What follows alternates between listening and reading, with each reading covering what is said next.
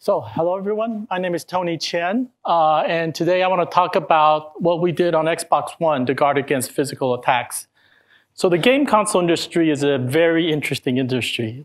The game console is probably the most physically attacked devices in human history. Ever since the very first Atari came out, whether it's Nintendo, Sega, Sony, everything got attacked. And even though every one of those systems was built to be resilient against physical attacks, everyone got broken. That trend ended with the most recent PS4 and Xbox One that shipped in 2013. And I don't know what Sony did, but I'm going to talk about what Microsoft did with Xbox to finally be able to build a system that's resilient against physical attacks. Just a little bit background, I've been working on Xbox for 15 years within my 22-year Microsoft history. Started working at Xbox Live, and starting 2011, I was the leader of the software team that built the security stack associated with the Xbox One. And that's why I'm here to talk about it. Okay? So let's start with what goals we're trying to achieve here. There's two very peculiar business goals that the Xbox needs to achieve. There's other security goals it needs to achieve, but these two drive the dominant decision of what we need to build. And the two goals we need to achieve is prevent piracy of games and prevent cheating on Xbox Live. And the reason we need to prevent piracy of games is very obvious. The whole game console model is the razor blade model. We make money back on the games. We actually lose money selling the console. So if you can't stop piracy, you might as well get out of this business. And in fact, this is exactly how the Sega Dreamcast died 1 year after it launched. It literally enabled piracy was immediate. No publishers want to publish any more games on it. It died very, very quickly. So we definitely don't want that. This goal drives a lot of the design. The second one, preventing cheating on Xbox Live, this is a new phenomenon with online gaming. Everybody kind of wants us to be God in the game and just shoot everybody else up. And so it's very important that we create a fair gaming environment where nobody can be that God. You have to really be good with your fingers in order to beat people. And if you translate how do you achieve this into technical goals we need to build into the system, it really boils down to a few things. The number one most important thing is we have to maintain control of the CPU execution. And we have to do this against the Xbox owner wanting to physically attack his own box, because the owner himself wants to pirate games and wants to cheat. Okay? And that's the fundamental problem. Second, we have to hide lots of keys. In particular, the most important thing we need to hide is the game itself. We want to hide the game and never let anybody see what the game is. And we've learned from a lot of experience that we will always make software mistakes. Software mistakes will just always happen no matter how hard you try. You have to be able to recover from these software mistakes. And a lot of the design philosophy is centered around these technical goals.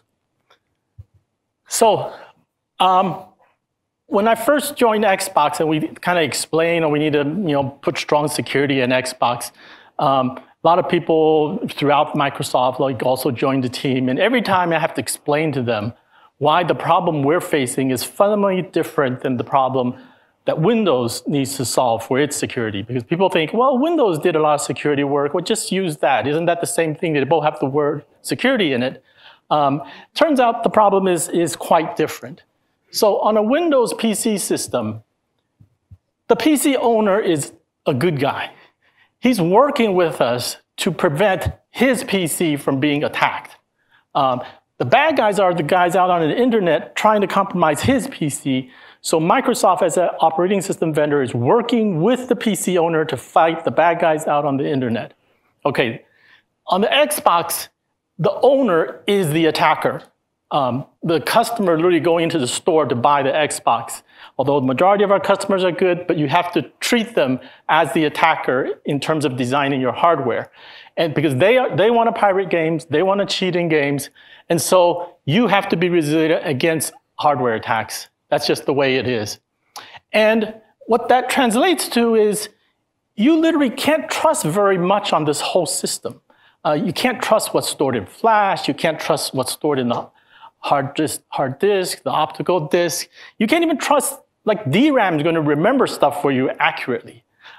So how do you build a system with all these restrictions? So it turned out to be very challenging. And pretty much any pin exposed on the motherboard will be attacked. And I'm going to go through 2 examples of things that happen on Xbox 360, just to give you an idea what people do in order to play free games. This attack is called the kamikaze hack. So let me give you some background on it. This happened on Xbox 360, and it happened on the optical disk drive. So pretty much when on Xbox 360, we had a weakness where people modded the optical disk drive and made it lie to the CPU and said, I got a genuine piece of plastic right here. Why don't you let the guy play the game? Even though the piece of plastic was actually burnt. Okay? So all they have to do is take control of the optical disk drive, DSP, and they can achieve that. Well, the code that the DSP runs is stored in a flash chip. And because of the dynamics of the chip industry, the flash chips is always a separate die and compared to a DSP chip.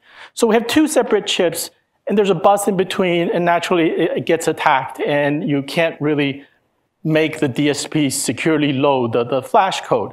Remember, this is back in like 2005 when we launched the Xbox 360.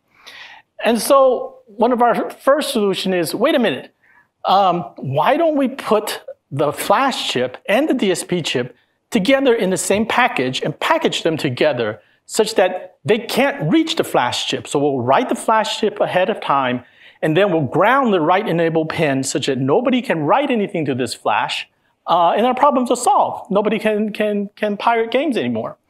So we built this chip with MediaTek, as you can see, and on the left side here,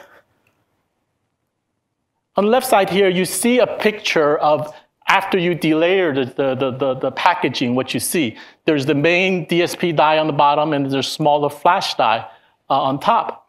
So after we released this, people quickly realized this was what we did, and they started selling this kit here on the right side to enable people to do stuff. So what happened?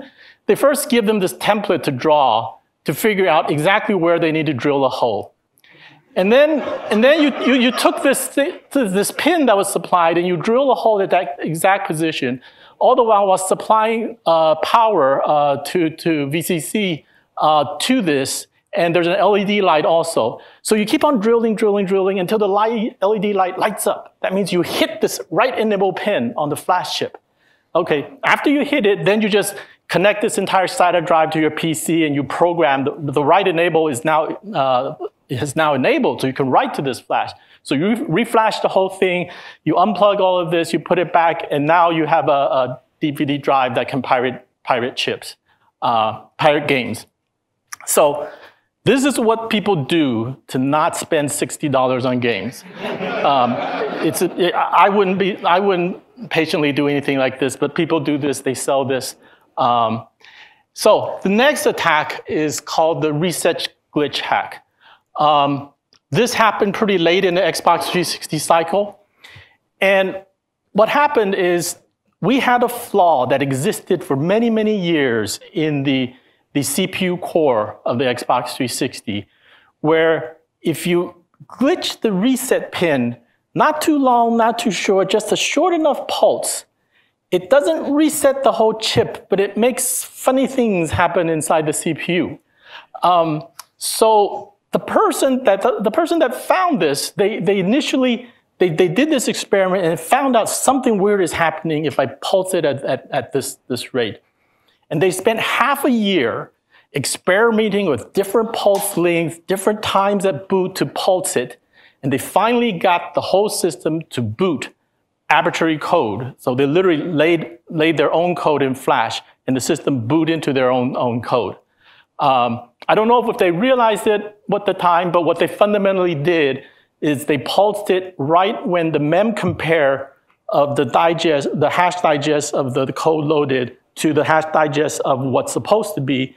Right when that mem compare was happening, they glitched at that time and made that if statement go on the wrong branch. They also had to do some other things. The reason why this mod chip is more complicated, they also had to hack the south bridge because they had to first get the south bridge to lower the clock frequency of the CPU so that they can get their timing, the probability that they succeed with this glitch increases. And then the south bridge, they can also program a loop because they only got it to work like 1 out of 3 times, but they just write a loop and just keep on booting until eventually it boots. There's quite a lot of work to get this done, but this just shows you what people will do to attack a game console. And this is what we need to battle when we design the Xbox One.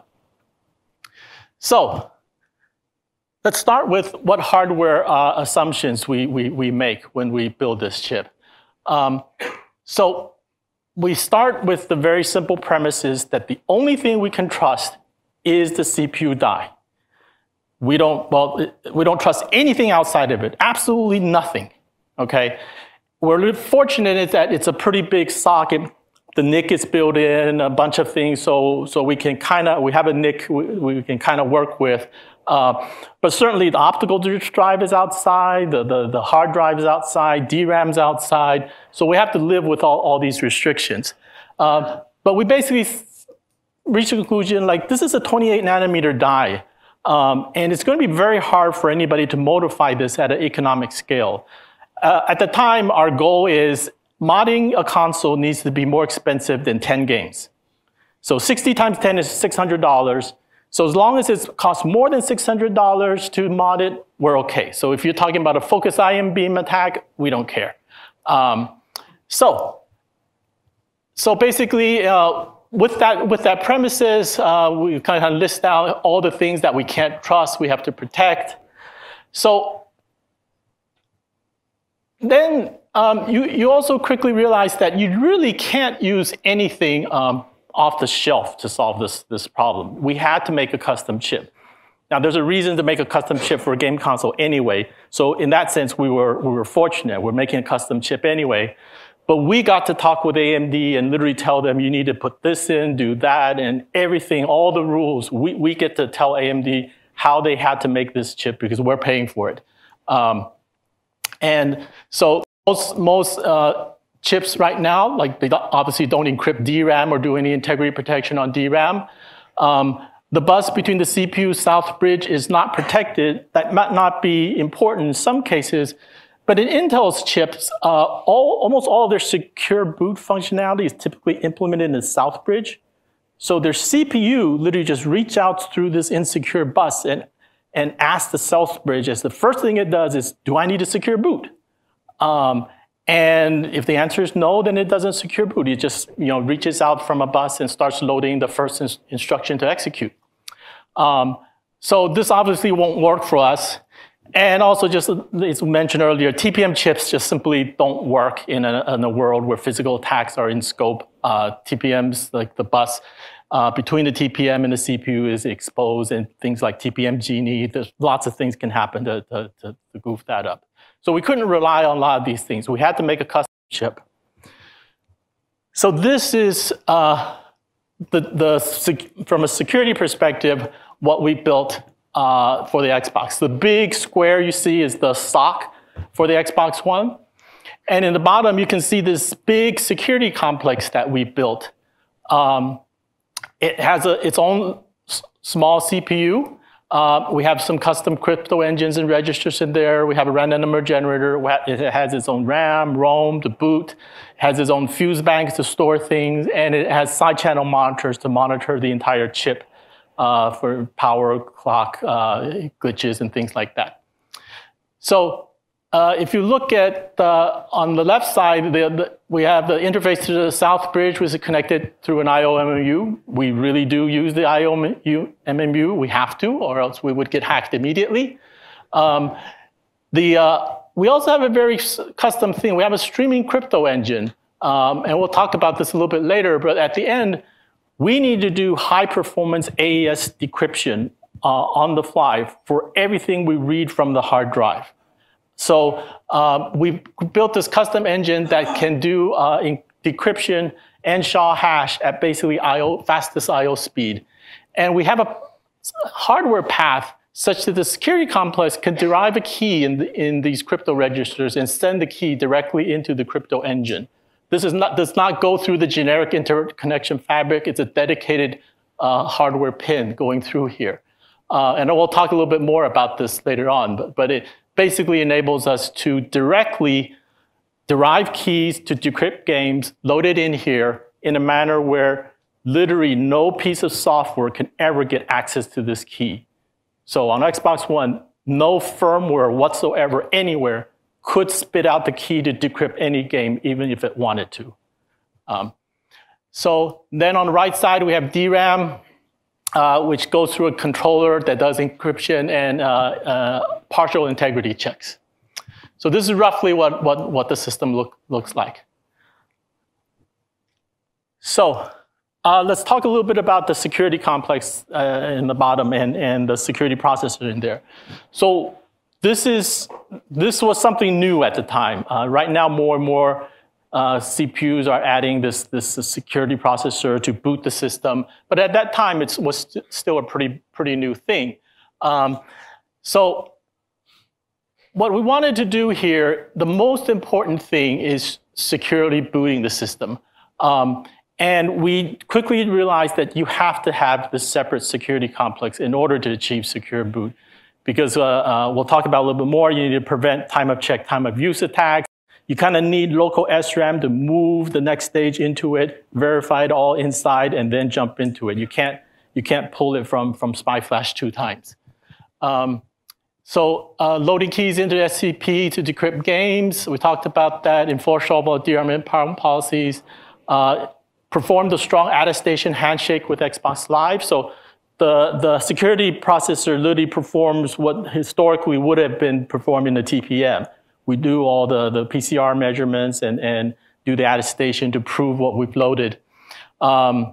We also manage whether the console should boot as a development kit. We'll talk about a little bit more.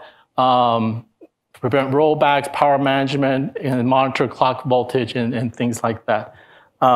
In particular, clock and voltage, the typical way that people will attack it, they will ramp up the clock and pull down the voltage and just work your chip to the edge of collapsing and then hope they can collapse it at just the right time to do the right things.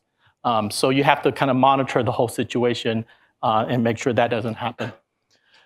So we're going to go through all these in more detail later on, but just to iterate like some of the core tenets when we designed the Xbox One system. First of all, defense in depth. There's a lot of things where you could ask me, well, you already did this. Why did you need to do that? Well, I don't know why I don't need to do that. Let's just make it miserable for the attacker. Even if they break this, they'll have to break through multiple things. So one of our rules is we keep all the games encrypted at rest. Literally, the only place where the plain text of a game will ever exist is inside that 28 nanometer die. Nowhere else will the plain text of the game exist on this system. The keys to decrypt the games only show up on the console if the game is paid for. So I don't want to debate whether you can run this game or not if you didn't pay for it. I don't even want the plain text of the game to ever show up on your console if you do not pay for it. And if the plain text of the game cannot show up, I guarantee you're not going to run it. Maintain control of the CPU to only run Microsoft signed code, prevent malware from persisting, keep the development kit retail world separate, and recover from software mistakes. This one's really, really important. And each one of these we'll talk to a little bit more about later on. So before we go into more detail, I want to just give an overview of how the OS structure inside the Xbox console is like. We actually do have a hypervisor. So the bottom layer is security processor, but we have a hypervisor, And on top of the hypervisor, we have 3 OS. So the host OS, which just contains the drivers to access hardware. And then these 2 operating systems that we switch between. The game OS hosts the actual game. That VM has the actual game that you play. And system OS is smaller in terms of memory allocated to it. It's where the traditional Windows operating system sits and does all the network communication and drawing the non-game UI, the menus and things like that. So Xbox Virtual Disk. So why do we need to do this? So remember when we said all the hard drive cannot be trusted. So think about this. What this means is that if in your code you write a certain section to the hard drive, later on when you read it back, you cannot assume you read back the same thing you wrote just a minute ago. Okay, you have to design your system under that assumption. So pretty much everything we store on the hard drive has to be integrity protected, encrypted, or most likely both in one way or another. And the way we achieve this, we created this thing we call an Xbox Virtual Disk. It's really just an NTFS disk with a hash tree in front of it and a header that signs this entire hash tree. And this is a file. And you can think of it, it's just like a VHD, except it's integrity protected. There's a hash tree to look it up. And pretty much we store everything in an XVD.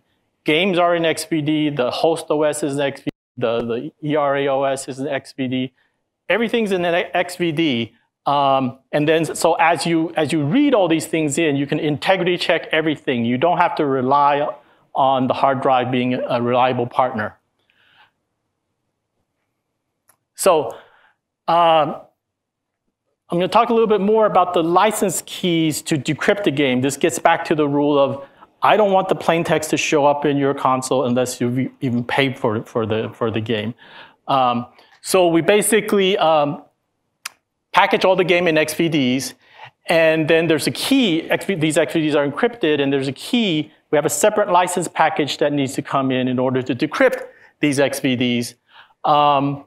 And the security processor is the only thing that can unpack this license package. It can decrypt it and do things, and then it finally loads the key into the streaming crypto processor to finally decrypt the game.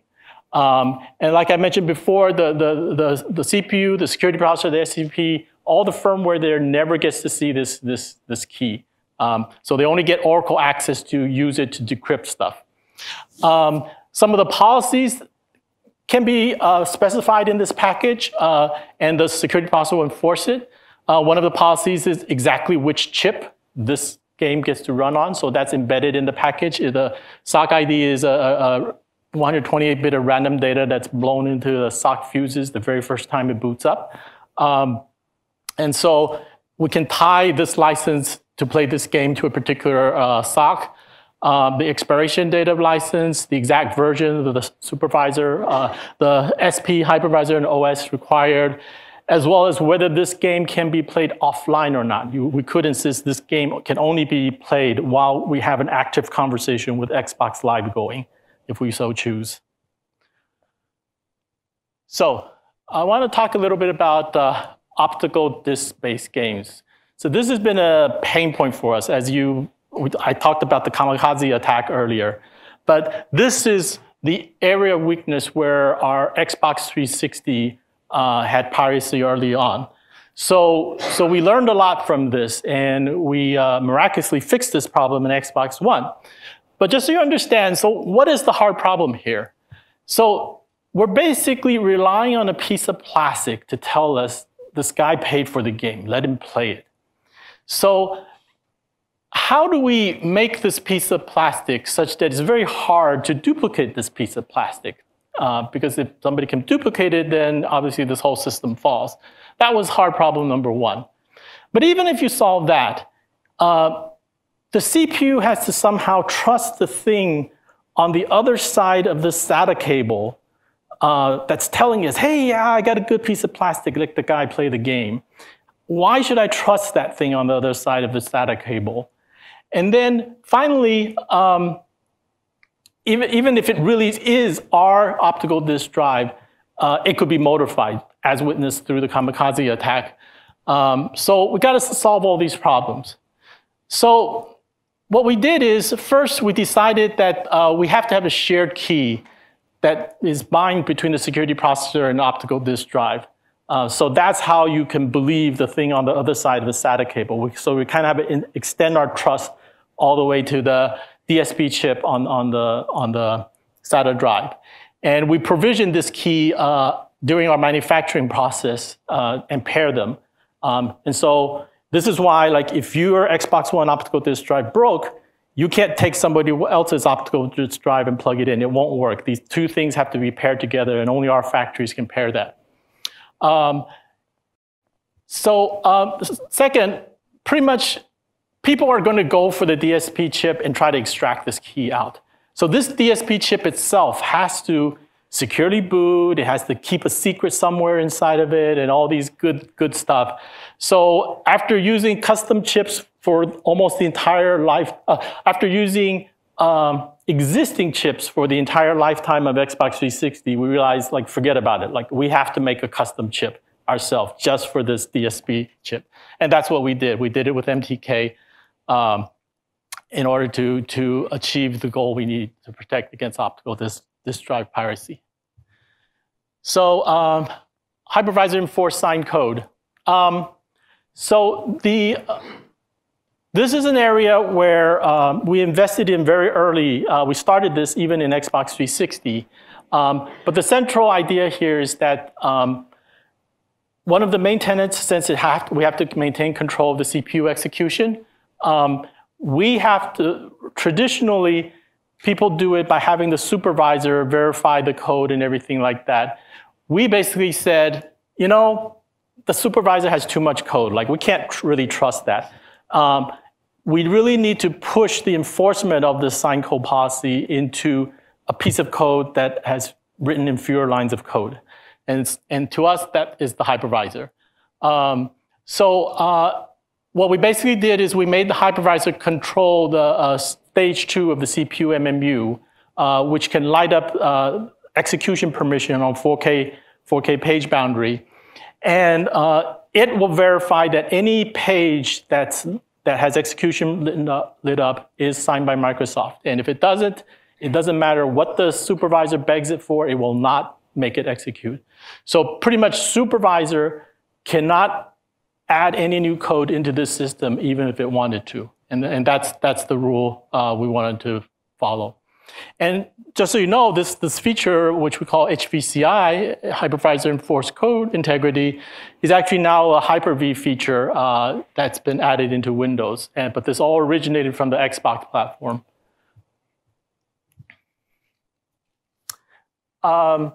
So another consequence of the XVD is that we can achieve clean state separation. So what we did in Xbox, we obviously use the Windows operating system, but we modified it. And we split it into a read-only and read-write part of the operating system. So the read-only part is the bulk of the operating system. It has all the code, we integrity check it because we put it in XVD. The read-write portion is just the registry settings and things like that. So when you update the Xbox to a new OS, all you have to do is replace the XVD. The read-write parts remain the same, and you just reboot, and you're now using a new operating system. But one consequence of this is because the OS is integrity checked at boot time. This XVD check is done every time you load any page from it. It's very hard for an attacker to persist any attack across a code reboot. So even if you got a ROP chain going, you got something going here, all the system has to do is reboot, and it should be theoretically be clean because it's not, there's literally no way to rootkit the system. The whole system from beginning to end is integrity checked every time it boots. So this is an important, security principle we try to do. Arguably, it's not that important for a game console because if I got bad things going in my game console, it's my console. I'm not going to reboot. But still, it's a good property to have. So I want to talk a little bit more about the custom key registers we have on the security processor.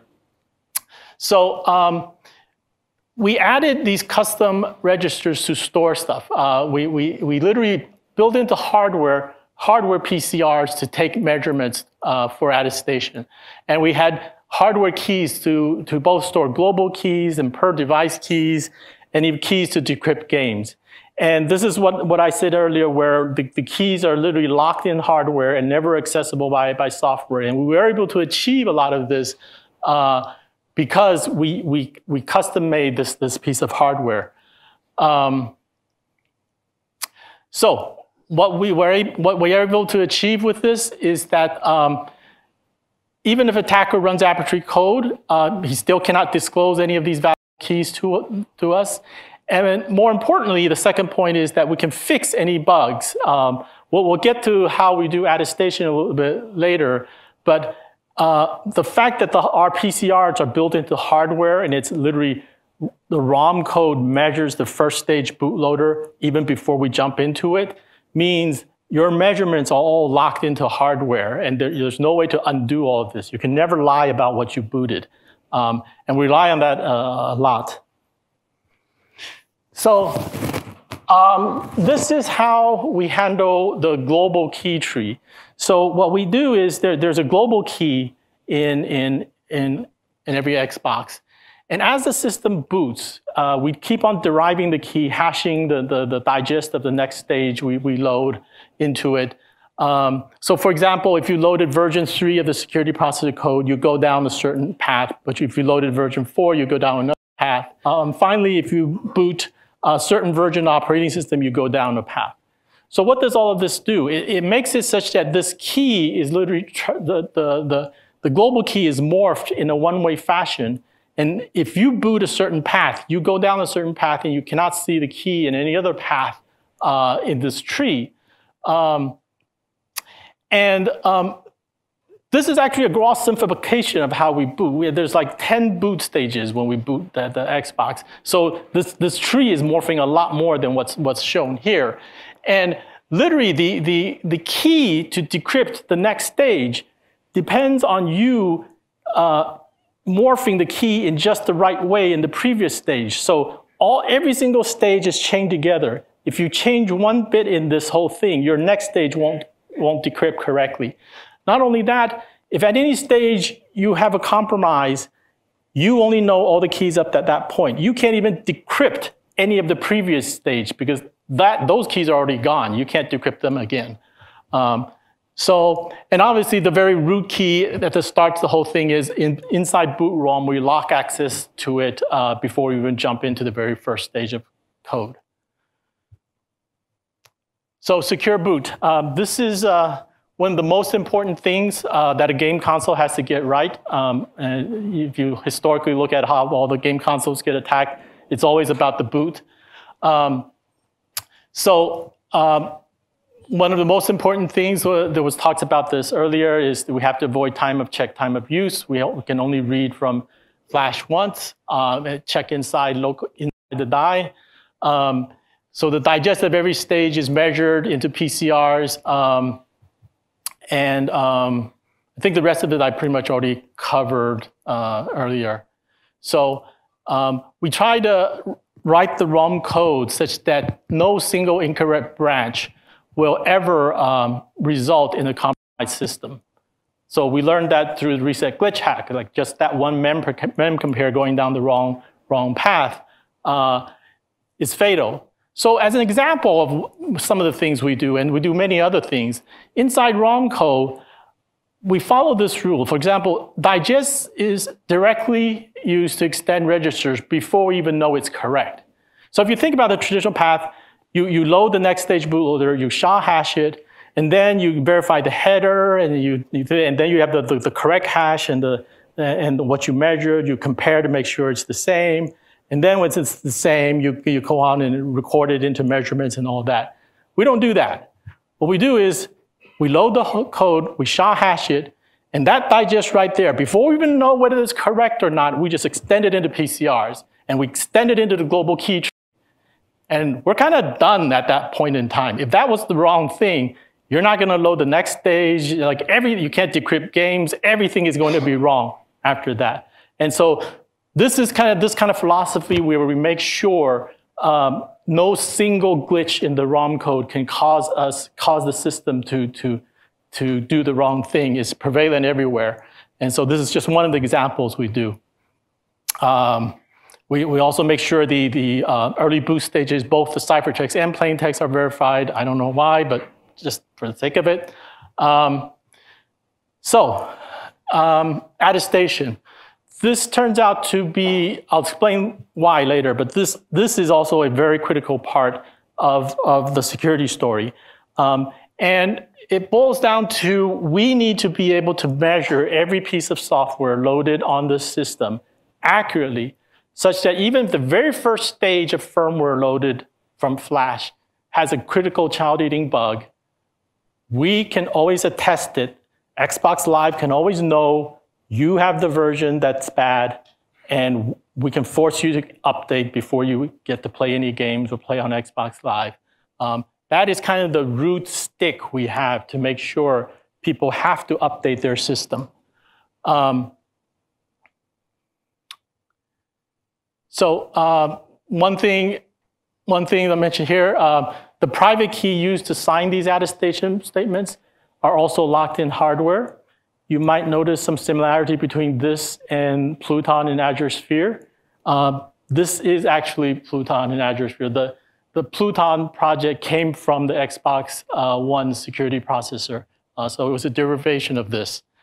By the way, all of this I'm describing was what we did back in 2013. The slide deck I literally made in 2014, and I just edited it slightly. This is the first time this material has been presented outside of Microsoft. I've presented this many times within Microsoft, but this is the first time outside of Microsoft. And we figured it's already been 6 years. Nobody's been able to break it. I think we're safe right now. So none of you are allowed to hack this. Right? So this is my opinion on why the Xbox One security has lasted this long. It's been almost 6 years. And my opinion is that we did a lot of things correct. So first of all, we kept critical components as simple as possible. The boot ROM should be as simple as possible. The hypervisor needs to be as simple as possible. We made it such that everything's encrypted. Even though we don't need it to be encrypted, our security does not depend on the first stage bootloader being encrypted. There's no secrets in there. But what the heck? Let's just encrypt everything. Let's make it life totally miserable to the attacker such that they can't even find out what's going on inside this system. The boot process designed to be resilient against glitches. We have this separate security processor to help us do all these things. And this second to last point, I personally view is very important. I think the reason PS4 has survived up to now is also because of this. The fact that the game console industry now accepts updates, where people accept the fact that, oh, I can't play this game until I go get an update from the company that made this console, and then I can get to play this game. The fact that people are now willing to accept this means I have the opportunity to update a console. And if any attacker that has found a bug anywhere in our software will quickly reach the conclusion that, wait a minute, the minute I announced this, Microsoft's just going to fix the bug, update it, and I did all this work for nothing. It just lasted for 1 day. Why am I going to do this work? I might as well not do this work.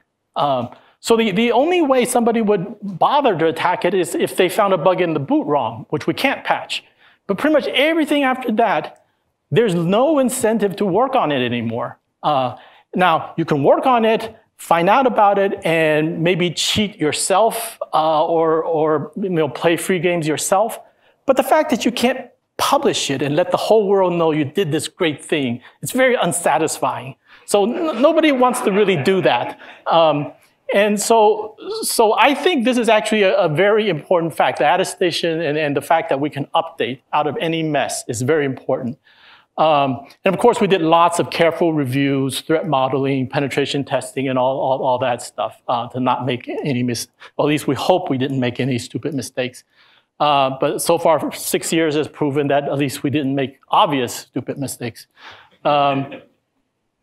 So I want to just do some key takeaways. So the first thing I want to say is just like existing hardware is simply not resilient against physical attacks. At least in 2013, it wasn't. We had to make a custom chip. And today, pretty much a lot of this is still true. DRAM is typically not encrypted. I know some companies have this feature that encrypted. The South Bridge can't be trusted. The TPMs can't be trusted. And even like this PCIe address translation service like just baffled me the first time I heard about it. For those that don't know, what this is in the PCIe standard, there's a translation service where you literally, the IOMMU does a virtual to physical mapping layout. And when you go through PCIe, you give both of these addresses to the PCIe device on the other side. And later on, the device comes back and says, oh, I remember the physical address you gave me last time. So don't bother looking up your IOMMU. This is the physical address you should just directly DMA into. It will be wonderful if you just DMA it right here. And so literally, like if you follow the PCIe standard, there's no way you can build a secure system. It's literally insecure by design. Obviously, we disabled this feature on Xbox One, but the industry is filled with things like this where you simply just cannot follow the standard or else you're by design going to build something insecure. Software is the same thing. If you think you can just take an existing operating system and everything will be fine, that's typically not the case. The classic case is software typically assumes what you write to the hard drive, you'll read the same thing back. You can't make that assumption anymore. So you have to change a lot of things when that assumption breaks. Also, software typically assumes that, as long as I block people from updating flash, I'm good. But they didn't think about the people that are just directly clamp something onto your flash and reflash it and then reboot you. So there's things like this. Just make it such that there's a massive software ecosystem change needed to support a lot of things like this. So the main lesson, to build a system resilient against physical attacks, it's not easy. You have to spend lots of time designing, thinking through all the hardware, all the software. But the lesson is it can be done. We actually have proof that there is a device that we know many, many people are trying to attack. And yet it has lasted 6 years without anybody being able to do anything on the Xbox One. So that's in all the bad news with this conference, this is the good news. It can be done, but you have to be very, very careful and with lots of hard work. So that's the main message. Thank you very much.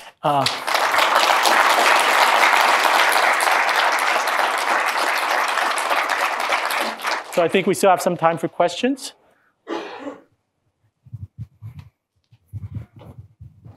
Thank you for the interesting presentation here. It's very refreshing and another good reason to like the Xbox beyond just gaming.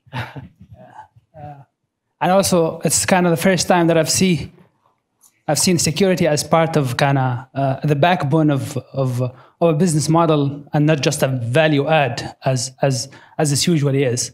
So it's, again, very refreshing and interesting to see it that way. And my question is, why can't we buy a Microsoft Surface Pro with Xbox inside? Well, first of all, as I illustrated, most off-the-shelf chips don't really secure boot correctly. So we do have conversations going on with major SOC vendors to try to help them improve it, but hardware changes take a long time. And we're still doing these discussions. So it'll take some time before all this secure boot, the hardware part of it, can be done correctly. But there's a bigger software problem. And you're expecting the Surface to run Windows.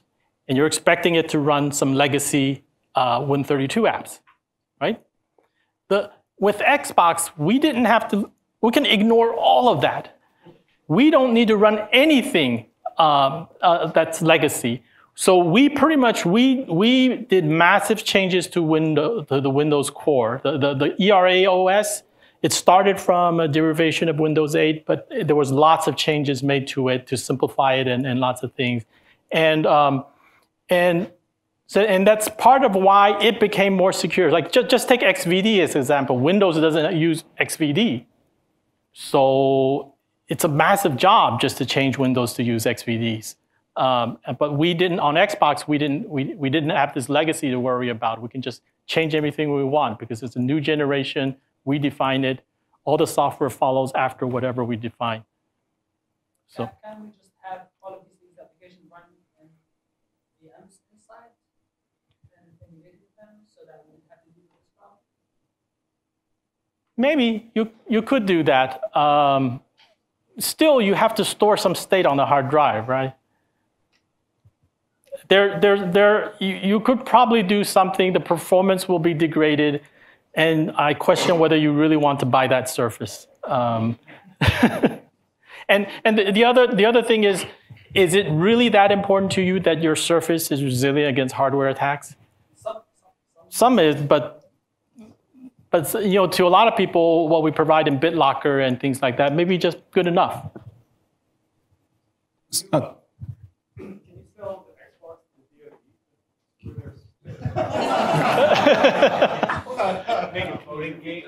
DoD? Sorry, the question was, can you sell the Xbox to the DoD to secure the country, basically? So the Xbox One was originally marketed as an always-online, always-connected console with no optical disk drive. Mm-hmm. Were there any significant challenges besides from the addition of the disk drive, from that pivot from always-online, always-connected to needing to have offline functionality? So yeah, we literally 6 months before launch, we were told, "Oops, the plan changed. We have to." To support optical disk drive-based games. And that was a stressful time. So the original plan is it would always be online, and then we encountered marketing realities and resistance from our gaming community. But one of the reasons why we wanted that was the complications with the optical disk drives and such. However, fortunately for us, no matter what, we wanted to, we were thinking about back compat, and we wanted to play the old Xbox 360 games. So we already spent time working with MTK on this custom chip and everything. And by the time they switched this, we fortunately still had a chip we can ship in this optical disk drive and do all the things I described in that slide in the last 6 months. But yeah, ideally, you should use the optical disk drive as a good means to deliver 50 gigabytes because optical disk drives are good for that. But you shouldn't have used it as the means to represent the license to play the game. We could have just put a 5x5 code inside every game and just have users type that in or a QR code or something. But that would have killed used game sales. And that was the thing people didn't really like. They wanted to still recoup some of the value of their game after they finished playing it and sell it to the used games market. So we had to still do this optical disk drive thing, which was hard, but we did it good enough such that nobody was able to break it. So just a comment, I guess, in the initial movie this morning, or one of the films that was shown, there was like a woman explaining how NASA had driven like this innovation to have small computers. I think you can have a space program to drive innovation. We could also have a gaming program leading that. Yeah.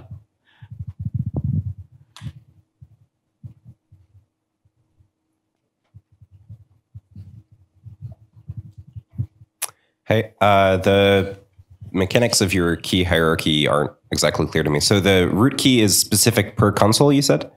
No, there's a per console key that's specific per console. The root key is actually global. So So we have the global key and a per console key. The only key we walk down the tree in that particular way is the global key. The per console key, we do another thing that I didn't talk about. But the global key, the reason why we need a global key is because we want the first stage bootloader encrypted. And you have to have a global key or else you literally cannot do that. So there has to be a key that's the same on every single Xbox embedded inside the system in order to make the first stage bootloader be encrypted. This also gets to the consequences asked earlier. Is like one of the consequences of not being an always online console is the following scenario needs to work. Somebody goes into Walmart, buys an Xbox, buys a game, drives to a cabin in the middle of nowhere, puts this thing in and plays, and this needs to work. He's not connected to anything. This scenario needs to work. And in order for this scenario to work, we had to have enough information in the console to decrypt this game. That dictates the need to have a global key to derive things and eventually be able to decrypt this game.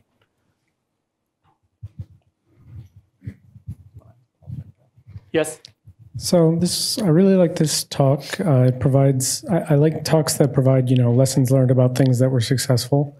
So that said, I noticed on your slides, it said do not publish. Are the slides and the video actually going to be So the released? video is going to be published, but the slides, we're temporarily holding back for now, but you'll be able to see the slides in the video. So. Okay. All right. Again, good talk though. Thank you.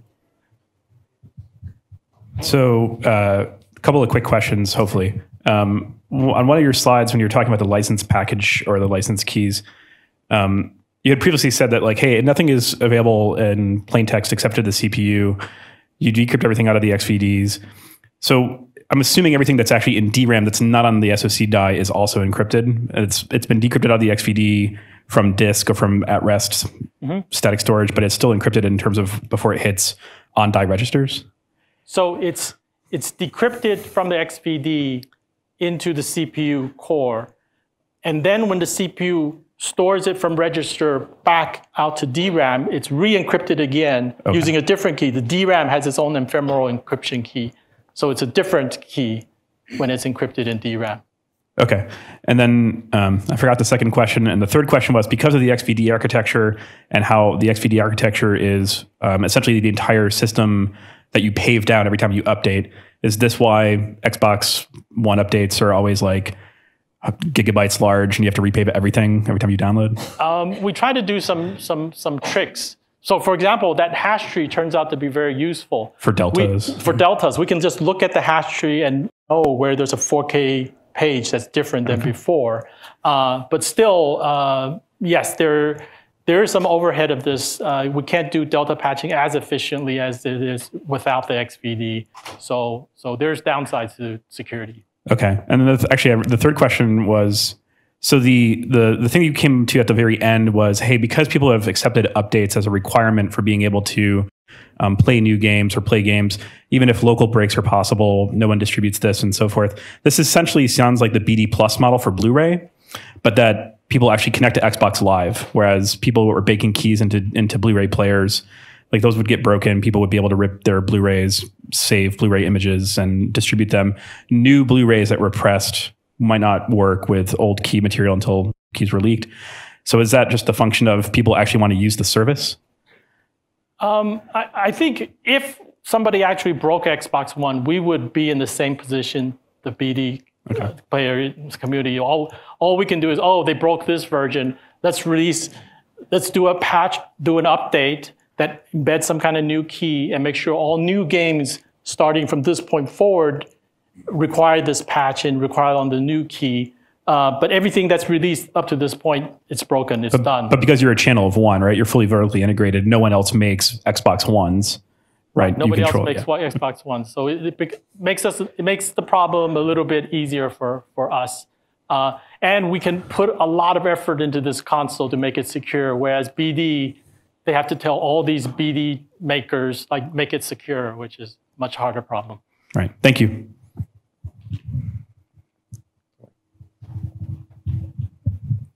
So you mentioned you worked with AMD to create this part, and that's okay. But they don't have the best track record of firmware security. The security complex in here sounds an awful lot like the PSP, and I'm curious who provided the firmware for that thing. Was that something Microsoft created, or was that something you relied on AMD? Like my team wrote the firmware for the security processor. Cool. So the primary reason, you can probably figure out why we chose AMD. They have a good GPU that we can put inside that played a very important role in the decision. But yeah.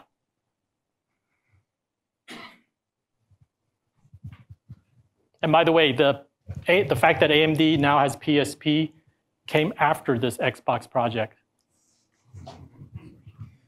So you said there were 2 design goals earlier on about being, God mode and stuff like that. Were there any security changes that you made to make sure you couldn't be in God mode, or what kind of attacks would they use on Xbox Live to do that? Sorry, I missed the question. Is what new things came up, or? No, you said there were 2 design goals in the beginning. One was securing the box and making sure that you couldn't hack the box. But you also said that one of the business design goals was to not be, for a player to be like God, basically. They can run around. The cheating? Yeah, basically, as long as we maintain control of the CPU, and like the HVCI helps with this and all of that, as long as we can keep control of the CPU, we can pretty much make sure nobody cheats. The one thing, if somebody was able to find an attack and, for example, do a ROP attack, so you can still do a ROP attack even if you have HVCI. You don't need to introduce any new code. So technically, a person doing a ROP attack could start cheating. But fortunately for us, nobody's bothered to do that yet. But they're probably more interested in piracy. But one good thing about this ROP attack is that you're never going to pirate games using a ROP attack. Like, think about it. Like, you cannot play Halo 5 with a ROP chain. Yeah. And another question, you said there's a global key, but you never considered like a CAC to be able to update the keys in the box then? We can update what the keys derive to. They can derive into new keys, but the root key that's burned in fuses, we obviously can't change anymore. Yeah. Okay, it's 6 o'clock. Thank you, everybody.